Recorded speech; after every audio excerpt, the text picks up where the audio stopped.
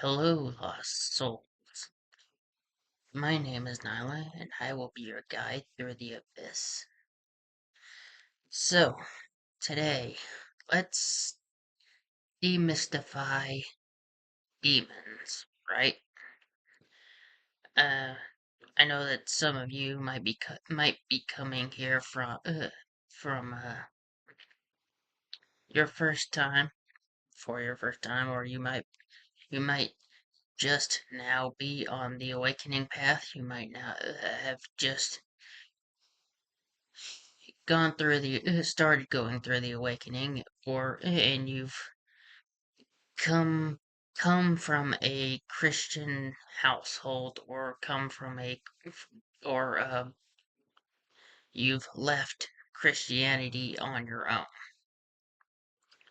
And I know that Christianity can have quite the chokehold on a lot of people, especially if you come from, Pentecostal fundamentalist type Christian religions, right?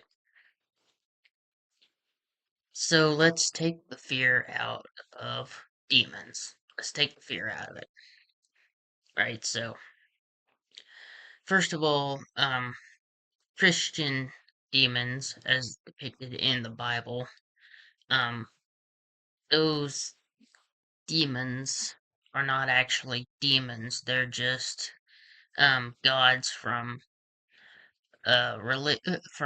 old religions. They're gods from old religions. The reason that they are demonized in the Bible, or considered demons in the Bible, is because at the time Christianity wanted to abolish other religions. They wanted to remove them and be the one and only religion. So, in order to do that, they turn these other religions, deities, gods, into demonized versions of themselves. Um, they created the whole idea of red skin and horns and all of this other nonsense.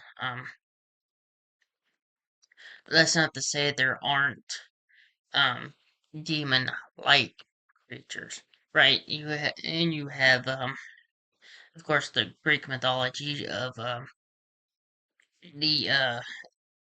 you have Hades, the underworld, and you have the beings there. But those beings are a lot different from your standard Christian hell demons, right? Um, and when it comes to demons, um, there are both good and bad entities when it comes to demons, and as well as angels. Um, there are, there when Lucifer supposedly rebelled against Jesus, half of the angels decided to go with him. So obviously, not all of them were perfectly divine. So I would say that there are still angels that are not perfectly divine that we do not know about. That exist wherever they exist. Um, and then there are demons who are good, who want to help you, who want to serve your highest good. There are good and bad on both sides. Um, so you have nothing to worry about, especially when it comes to hell, right? Hell is, eternal torture, uh, in a lake of fire, um, you know, for all eternity. And I know that's the one biggest fear when you're leaving the Christian religion. Um, but the uh, the thing about hell is that it doesn't actually exist. Christians made it up. It's not in the original texts of the Bible. There is no hell. There is no eternal lake of torture. There's none of that. And if you go and do your research, you will discover that for yourself. So you really have nothing to worry about uh, in this spiritual awakening journey.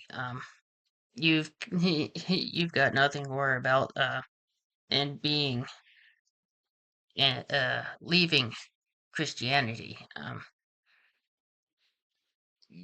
It's you. There's just nothing to worry about. Um, you're not gonna go to hell.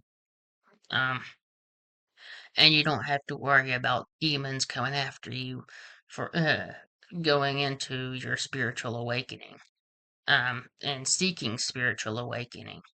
Um, I know it can be really tough. Especially around family.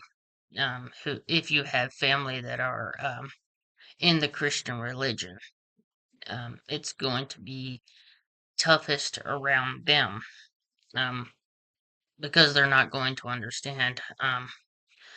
They're not. They will probably resent you, and they will probably have a lot of negative things to say to you when you're going while you're going through your awakening. And I would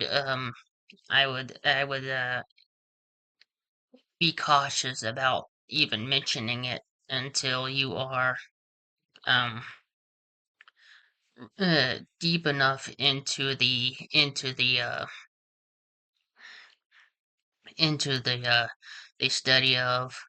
and the practices and just understanding uh of of your spiritual awakening and of oneness and of um what all of it is, you know.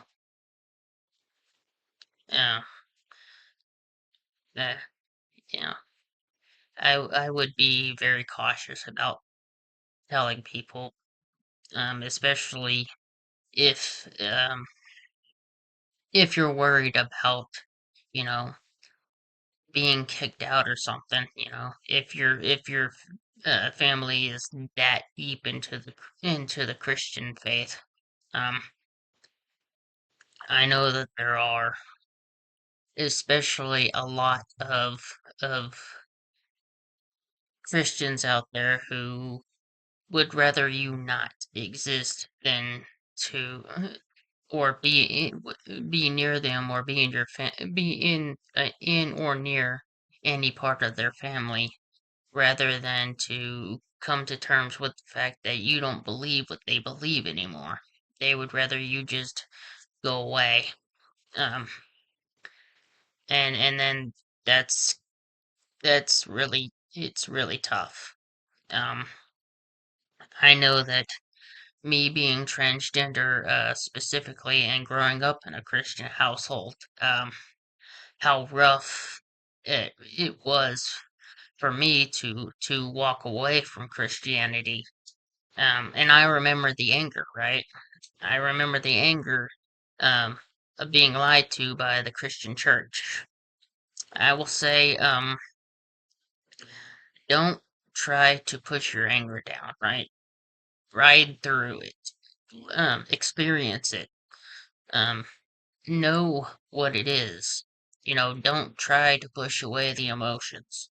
Don't try to hide what you feel.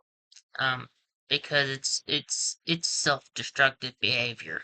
Um, and it will come back, and it will affect you um mentally, very badly mentally. Um, it did for me. Uh, and I got into atheist videos, and I would go rage type at in the comments, and I would, you know, get myself riled up and overstressed, and I would go through the motions of being angry, and it was just it wasn't good for me. and it won't be good for you. So, during the process of deconverting uh, from the Christian faith, allow yourself time to work through the emotions, right? Let yourself work through the emotions. And if you feel the need to, you can do the whole going to atheist videos and debating with Christians in the comments. But Christians in those comments, they're crazy. Um, you're not gonna change their minds. They are dead set in their ways, no matter what you say, regardless of whether it's factual or not. They're just going to say what they have to say, and really all they want to do is make you more pissed off. That's really all they're down there to do. Um, they're just down there to spread more hatred, and um, uh, more vitriol. They're there to put you down. They're there to make you feel like trash, like you're less than them because you left the faith. Um, and it's it's nonsense. They're beyond help. They're beyond help. They are. And you're not going to change them. The words are not going to change them. Um, they will have to change themselves. Um, and I know that some of you might be coming here from, an atheist path. I went through an atheist path, down the atheist path for a little while myself, um, mostly out of anger. Um, and I know that a lot of this can be confusing, and a lot of it can make very little sense to some of you, um, and that's okay. It's fine. Um, you know, don't try to force it. It'll make sense when the time. It'll make sense when it's time for you to understand it. You know, but but don't try to force yourself to understand it because you that will lead you to um, a lot of places in the spiritual awakening community that are just cuckoo. um, they're way out there, Um, there are a lot of druggies in the in the spiritual awakening community.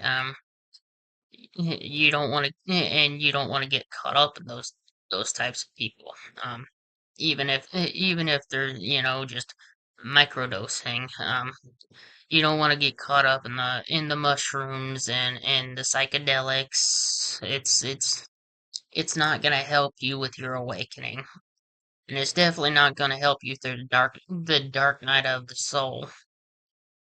Um, if you're going through the dark night of the soul, um, and your life is crashing and burning right about now, um, drugs are not going to help you with that. In fact, it's probably going to make it 10 times worse.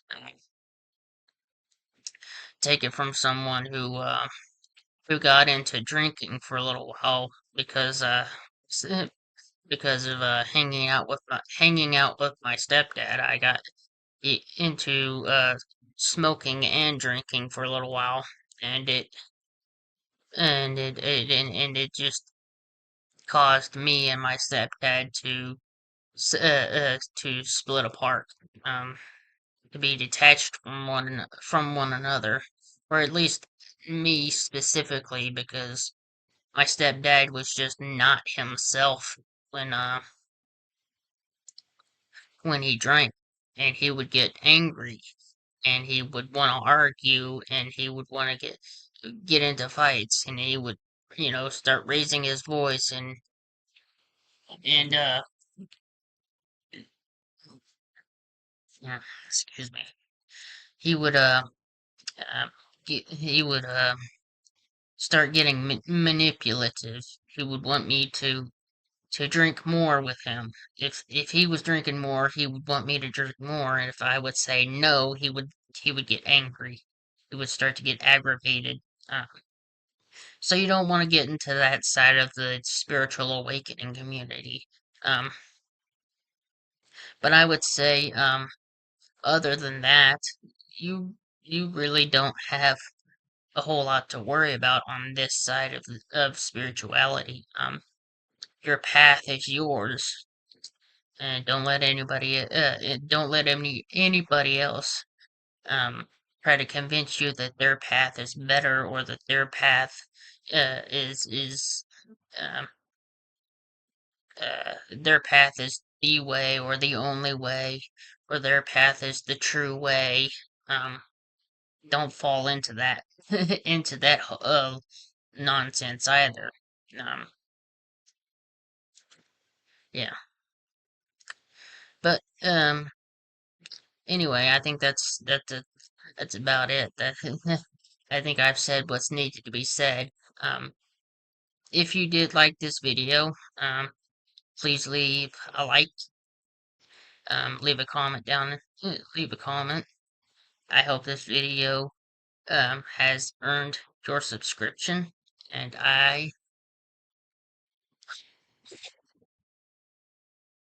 sorry, I'm half awake. I didn't really sleep well last night, but anyway, I will see you guys in the next video.